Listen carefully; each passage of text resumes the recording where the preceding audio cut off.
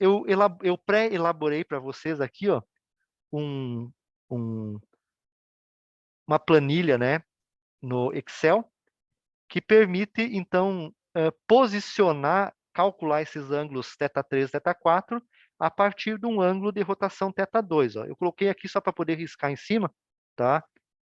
Então, a partir desse ângulo θ2 e do conhecimento das dimensões A, da dimensão B, da C e da D do mecanismo, e do ângulo θ2, eu quero calcular o θ3 e calcular o θ4. Então, a gente vai entrar aqui com as variáveis do problema, ó, A, B, C e D. Vamos entrar com o ângulo θ2, e a partir dele nós temos que calcular o ângulo θ3 e o θ4. E esse mecanismo, nós vamos posicionar ele num gráfico do Excel. Ó, esse gráfico do Excel representa o quê? Ó? A origem, isso aqui representa o apoio O2.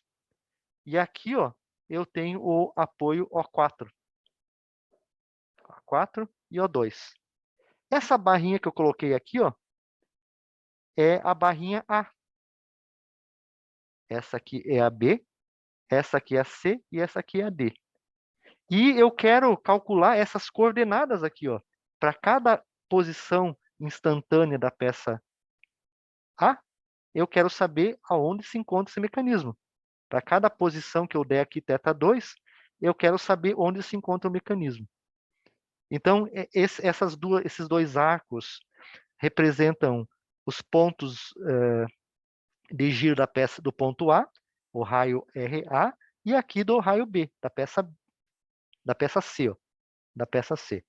E ali, então, para cada movimento que eu vou dar, eu quero calcular esses ângulos. Coloquei na planilha a sequência de cálculos que vocês têm que executar. Então, para vocês calcularem o θ4,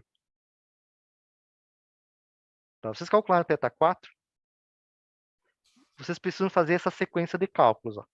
Lá de cima, usar a equação de Friedstein, calcular o K1 por essa fórmula, o K2, aqui é o K3. Ó. K3. K3. Resolvendo isso na equação quadrática, precisamos calcular o A, o B e o C. E a partir, então, do A, B e C, usando essa fórmula aqui, calcular o ângulo, a raiz 1, θ41 ou θ42 do meu problema. E usar essa variável, então, para posicionar os vetores. A mesma coisa para o ângulo de posição θ3. Eu vou usar a equação para calcular o 4,3, um pouquinho antes da equação de Friedstein. Vou calcular, aqui eu esqueci de colocar, ó. Vou calcular o K1, o K4 e o K5. Aqui tem que arrumar depois, vocês arrumam depois na planilha. Com o K1, K4 e K5, ó, nós calculamos o D, o E e o F. E com o D, E e o F, nós colocamos e calculamos o ângulo θ3, as duas raízes do ângulo θ3. Tá? Então, isso eu deixei pronto para vocês agora, ó, elaborarem isso aqui, ó, fazendo esses cálculos aqui. E deixei também no final uma tabelinha de apoio para vocês, para fazer o traçado dos pontos. Então, essa coluna aqui, ó, essas duas colunas aqui, ó, aqui existe a variação do ângulo de 0 até 360 graus. Eu só representei 48 pontos aqui, mas varia de 0 a 360. Aqui eu tenho as coordenadas x e y do círculo da peça, como é que eu chamei aqui ela? Da peça A. Vai dar esse círculo azul aqui. E o segundo, a coluna, que é esta, usando esse recurso aqui, ó, ele dá o círculo, esse círculo aqui, ó. E a partir dele é que vão ocorrer os contatos entre uma peça e outra, tá? Coloquei também aqui, ó, as coordenadas de onde se encontra o vetor posição A, transformei ele para coordenadas, desculpe, transformei de coordenadas polares para coordenadas cartesianas, e esses valores aqui eu coloquei aqui eles, ó. Fiz a mesma coisa para a peça 4, transformei o vetor de coordenadas polares para coordenadas cartesianas, tá? E depois peguei a soma desses valores e coloquei aqui, ó. É a posição que acontece o ponto 2. E depois da peça 3, ou seja, essas posições aqui, ó, representam o início e o fim do vetor A. Ó, essas coordenadas aqui, deixa eu apagar de novo. Vou apagar aqui, ó. Então, ó, isso aqui, ó, representa as posições de início e fim do vetor A. Essas posições aqui, ó, indicam o início e o fim do vetor B. O início e o fim do vetor A, B ou C. Tá? E entre o final desse e o final desse está o vetor B, formando aqui um ângulo θ3, aqui um ângulo θ4 calculado e aqui um ângulo θ2. Então, com isso, eu sei essas posições, ó. Eu tenho as coordenadas, então, ó, da peça 3. Agora, vou voltar lá pro desenho. Agora, eu vou abrir a planilha. Agora, eu não posso mais riscar. Vou abrir a planilha para vocês verem. Deixa eu colocar aqui. Vou compartilhar agora o arquivo do Excel. Cadê ele? Pera, eu tenho que abrir o arquivo do Excel. Está aqui ele. Esse aqui é o arquivo que eu vou passar para vocês agora. Só um minutinho. E esse arquivo aqui, então, ó, agora eu estou com o Excel. Deixa eu compartilhar com vocês o Excel agora. Está aqui o arquivo do Excel. Já vou passar para vocês no portal isso aqui. Vocês vão pegar essa planilha e vão entrar aqui, ó, com as dimensões de um mecanismo. Não esqueçam que na aula passada foi feito um exercício com vocês que está para vocês resolverem e calcularem as posições θ2 e θ4 para um exercício usando o método do MAB.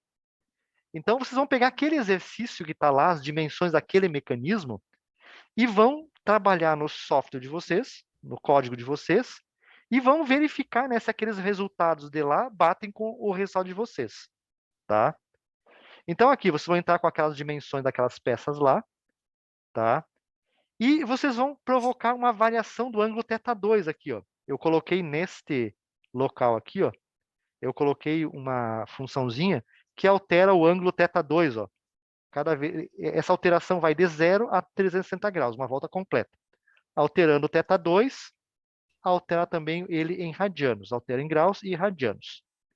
E observem aqui, ó, que quando eu altero isso, ó, olha o mecanismo da figurinha embaixo, está se movimentando. Ó. Esse vetor aqui está se movimentando. Ó.